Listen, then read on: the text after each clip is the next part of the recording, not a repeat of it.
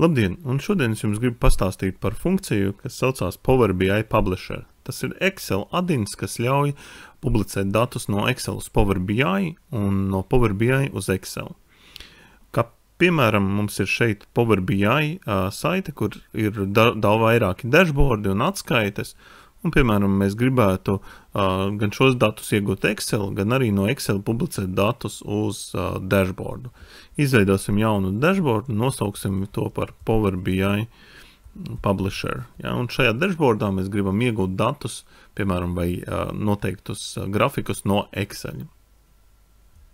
To var bez maksas lejupielādēt un uzinstalēt, un to mēs izmantosim, lai publicētu datus uz Power BI online.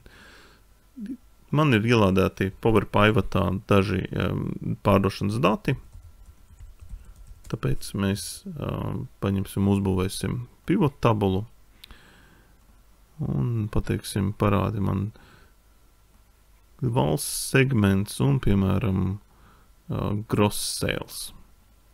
Ja, mēs esam iegūši noteiktu tabulu, noformatizēsim to kā dolārus.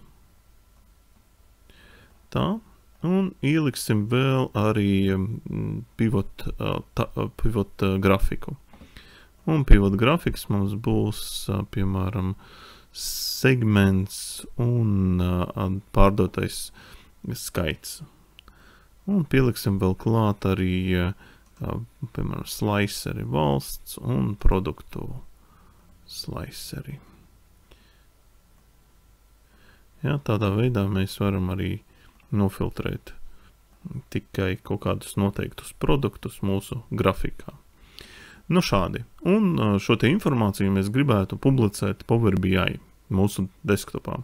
Es atzīmēšu, piemēram, tikai pirmos 3 produktus, eju uz Power BI, un man ir podziņa PIN, es nospiežu PIN, un šeit man parāda visus manus dashboardus, kas ir pieejami. Šeit ir Excel Power BI dashboards, un man ir arī bildīte, kāda tā izskatīsies, kad viņu pievienos.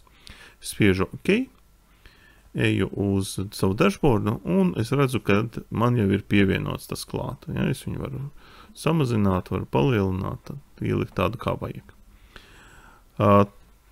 Pieņemsim pēc kaut kāda brīža, es saprotu, ka man vajag tomēr visu tabulu ielikt iekšā.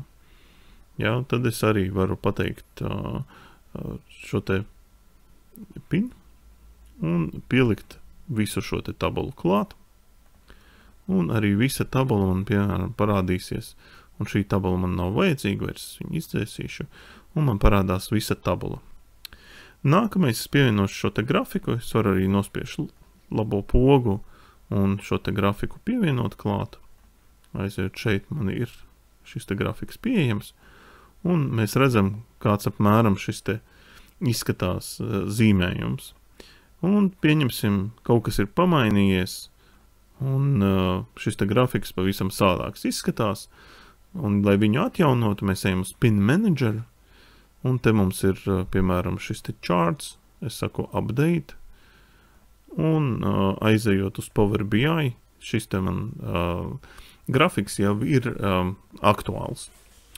Un pieņemsim šeit man arī ir šis te Google Analytics, un es gribētu savā Excel šajā dashboardā iegūt iekšā datus par Google Analytics no Power BI. Tātad viņi tur ir ielādēti, es gribētu viņus te izmantot. Un šeit ir Connect Data. Es saku Connect Data, izvēlos Google Analytics, saku Connect. Un man ir iespējas izveidot šo te pivot tabulu. Es, piemēram, saku average duration in seconds un izvēlēšos, piemēram, by browser.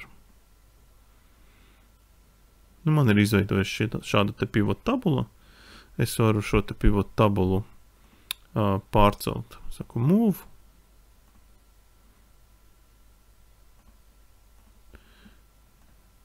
Un pasaku, ka viņa būs šeit. Ja, un tādā veidā es ieliekot šos te datus šeit, un arī tālāk es varu paņemt, piemēram, šo te pivot tabulu, pateikt PIN un pielikt klāt manam dashboardam. Un arī šie te tabula ar ar šiem te vidējiem apmeklējumiem, man ir pieejami tādā tabulārā veidā. Šādi es varu,